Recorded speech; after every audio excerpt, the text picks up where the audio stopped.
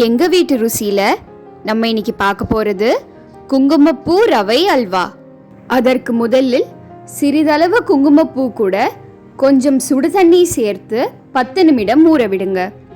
இது கூடவே கொஞ்சம் முந்திரி பருப்பை உடைச்சு எடுத்து வச்சுக்கோங்க. கூடவே கொஞ்சம் காய்ந்த திராட்சையும் எடுத்து வச்சுக்கோங்க. அதன் பிறகு 3/4 கிளாஸ் ரவையை அளந்து எடுத்து வச்சுக்கோங்க. இப்போ ஒரு பாத்திரத்தை சூடு பண்ணி அதில் 1 குழிக்கரண்டி பசும் நெய்யை சேர்த்துக்கோங்க. நெய் உருகினதும் அதன் கூட அளந்து வச்ச ரவையை சேர்த்து கலந்துக்கோங்க. இதன் கூடவே உடைத்து வைத்த முந்திரி பருப்பையும் சேர்த்துக்கோங்க. இதை லோ ஃப்ளேமில் வைத்து முந்திரி பருப்போடைய நிறம் ப்ரௌனாக மாறுற வரையும் ரவையை வறுத்துக்கோங்க. இந்த சமயத்தில் எடுத்து வைத்த காய்ந்த திராட்சையை சேர்த்து 1 நிமிடம் வதக்கி இதன் கூடவே ரவை அளக்க பயன்படுத்தின அதே கிளாஸ்ல 1.5 கிளாஸ் கொதிக்கிற தண்ணியை அளந்து சேர்த்துக்கோங்க. 1 பங்கு ரவைக்கு 2 பங்கு தண்ணீர் என்பதுதான் அளவு. இப்போ இதை மூடி வைத்து 5 நிமிடம் லோ ஃப்ளேம்ல வேக விடுங்க. ரவை வெந்துக்கிட்டு இருக்க இந்த சமயத்துல 1 கிளாஸ் சர்க்கரையை அளந்து எடுத்து வச்சுக்கோங்க. 3/4 கிளாஸ் ரவைக்கு 1 கிளாஸ் சர்க்கரை என்பதுதான் சரியான அளவு. ஆனால் உங்களோட இனிப்புக்கு ஏற்ற மாதிரி சர்க்கரையோட அளவை கூடவோ இல்லை குறைச்சோ சேர்த்துக்கலாம். இப்போ வெந்த ரவை கூட அளந்து வைத்த சர்க்கரையை சேர்த்துக்கோங்க.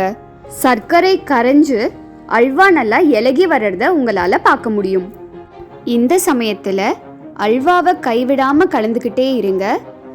அல்வா லேசா திரண்டு வரும் சமயத்தில் ஊற வைத்த குங்குமப்பூவை சேர்த்து நல்லா கலந்துக்கோங்க. இப்போ சூடான குங்குமப்பூ ரவை அல்வா பரிமாற தயார். குங்குமப்பூவோட இயற்கையான நிறத்தினாலேயே இந்த அல்வாக்கு ஒரு அழகான நிறம் கிடைக்கும். இப்போ இதை ஒரு பாத்திரத்துக்கு மாற்றி இதை நீங்கள் அப்படியே சூடாகவும் பரிமாறலாம், அல்லது இதை முழுமையாக ஆறவிட்டு உங்களுக்கு தேவையான அளவுகளில் கட் பண்ணியும் பரிமாறலாம். இதை நீங்கள் சூடாக பரிமாறுற சமயத்தில் மேலே இன்னும் சிறிதளவு குங்குமப்பூவை சேர்த்து பரிமாறினால் அதனுடைய ருசி அட்டகாசமாக இருக்கும்.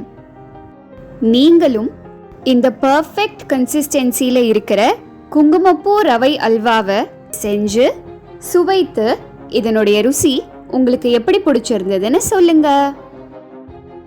உங்களுக்கு எங்களோட சேனல் பிடிச்சிருந்தா லைக் பண்ணுங்க, ஷேர் பண்ணுங்க, சப்ஸ்கிரைப் பண்ணுங்க. இன்னொரு வீடியோவில் சந்திப்போம். தேங்க்யூ.